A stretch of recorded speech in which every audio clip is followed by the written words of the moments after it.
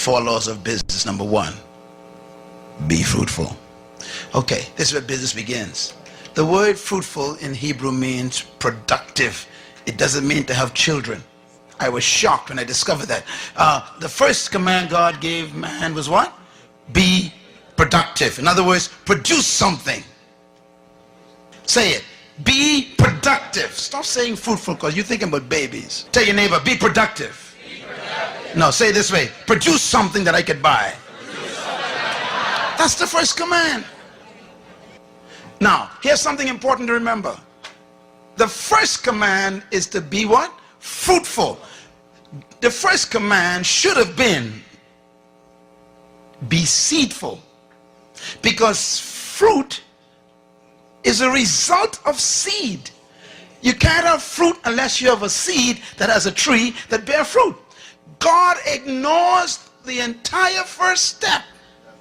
Look at me, man, just get deep now. God said, look, I even ain't gonna talk about seed. Oh, you still ain't got it. Listen, when God demands something from you, it exists. So the demand for fruit is a presumption that there is seed somewhere. The number one reason why there's poverty in North Tulsa is not because of a lack of investors coming in, but a lack of productivity inside. Listen, listen. Here's how you measure a nation's wealth. Listen carefully. A nation's wealth is measured by three letters, all nations. Gross national productivity. In other words, if the nation ain't producing, they call it poor in the UN. Money doesn't make you rich. Productivity does. That's why China is one of the biggest threats right now. Even though they may be poor, they are producing.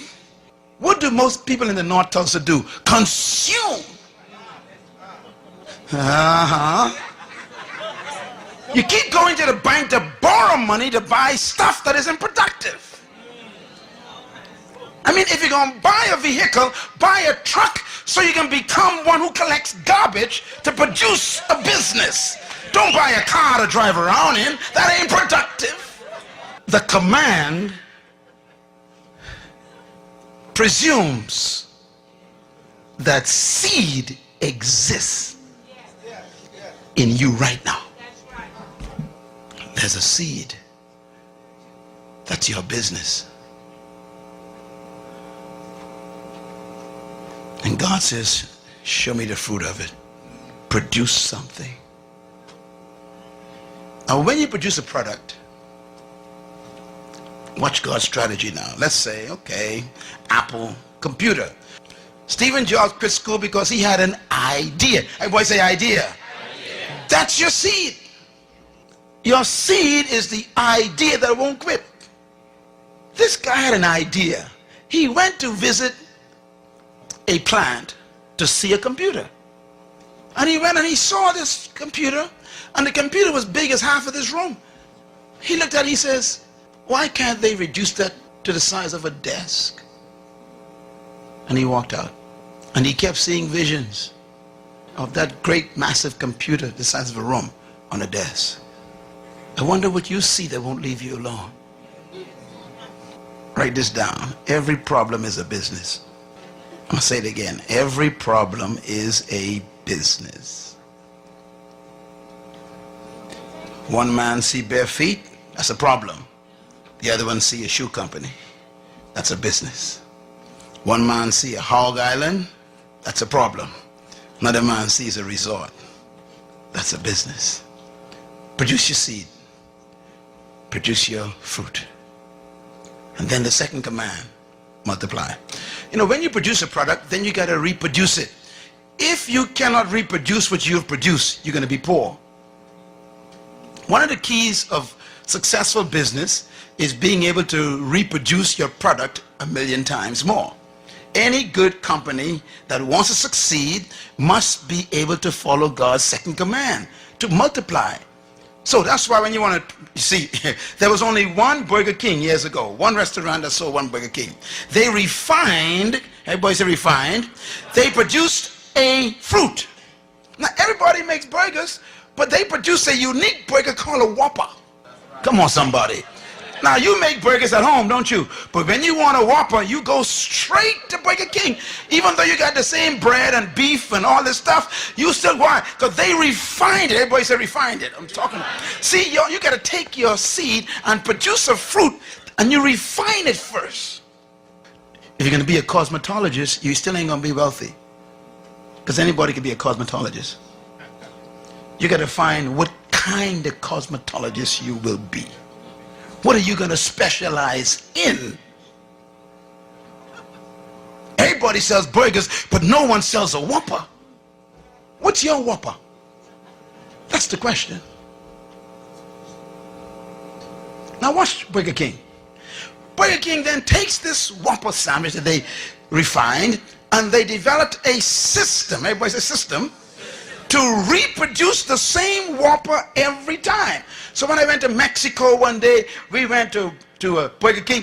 The same Whopper came out in Mexico. We went down to Venezuela, Burger King, the same Whopper. We were in Ukraine, in Russia, the same one. I said, how can the same Whopper be in every country? Because they reproduce. iPod. They only developed one prototype, one prototype. And they kept testing it and testing it, one prototype. And when they got that one prototype down to a science, that's the fruit, then they said, okay, now let's assembly line. And they start multiplying. What you cannot multiply, you can never succeed in. My message is my fruit. Leadership, kingdom, purpose. They're my fruit. Now I got to put them in a form where they can be multiplied. So now I got to shift into books and CDs and DVDs and they're in 25 different languages. I got to multiply. Same message. If you want a Big Mac, you can never get it from Burger King. Because Big Mac is McDonald's fruit. And they keep reproducing it. God's third command, replenish, is a big one. If you're going to be successful in business, you got to be able to distribute your product. You got to develop a distribution system. Okay, Walden, bless his heart, had one store. He said, okay, I got my fruit.